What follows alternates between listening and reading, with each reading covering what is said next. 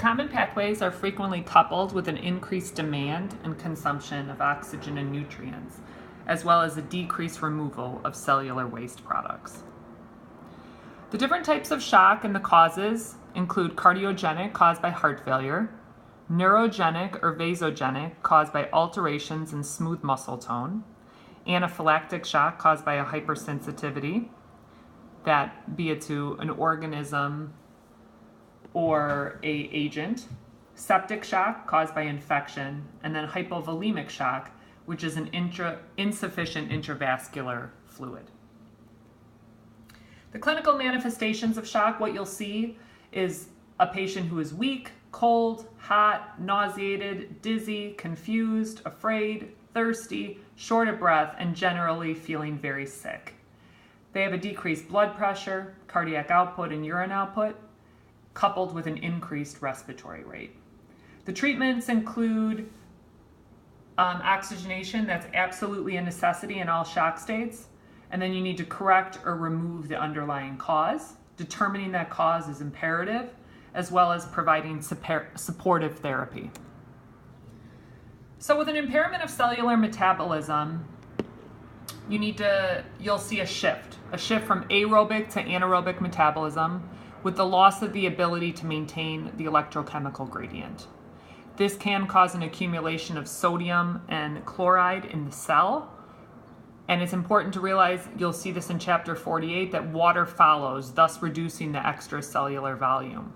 That leads to an exiting of the potassium from the cell, an activation of the coagulation pathway, and a release of the lysosomal enzyme.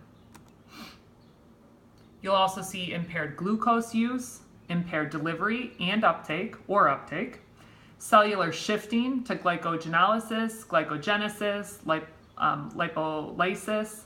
You'll also see gluconeogenesis, which causes proteins to be used for fuel, and thus they're no longer available for maintaining the cellular structure, function, and replication.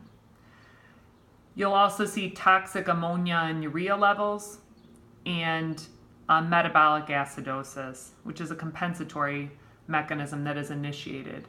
This enables cardiac and skeletal muscles to use lactic acid as a fuel source, but that only can occur for a limited time.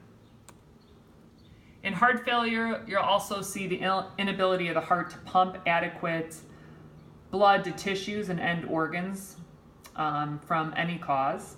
That can be caused by myocardial infarction or heart attack, as well as myocardial ischemia. You'll see a persistent hypotension and tissue hypoperfusion, and that's caused by the dysfunction of the cardiac system and the presence of adequate intravascular volume and left ventricular filling pressure, as well as a decrease in cardiac output. As cardiac output decreases, compensatory adaptive responses are activated, including the renin-angiotensin system, neurohormonal and sympathetic nervous system, with compensatory responses that include fluid retention, systemic vasoconstriction, and tachycardia. Catecholamines also increase the contractility and the heart rate and activate the inflammatory response.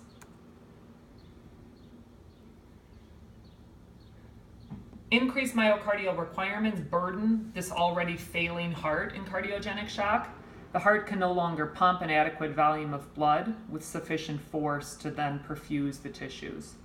This can lead to chest pain, trouble breathing, faintness, along with feelings of impending doom. The hallmarks are tachycardia, tachypnea, hypotension, jugular vein distension, dysrhythmias, as well as low cardiac output. The treatment here would be intra-aortic balloon counterpulsation or percutaneous or ventricular assisted devices. That, of course, would be an implantable VADS or pacemaker or internal defibrillator,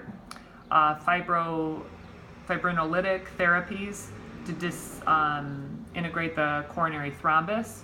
You'll also see percutaneous interventions like balloon angioplasty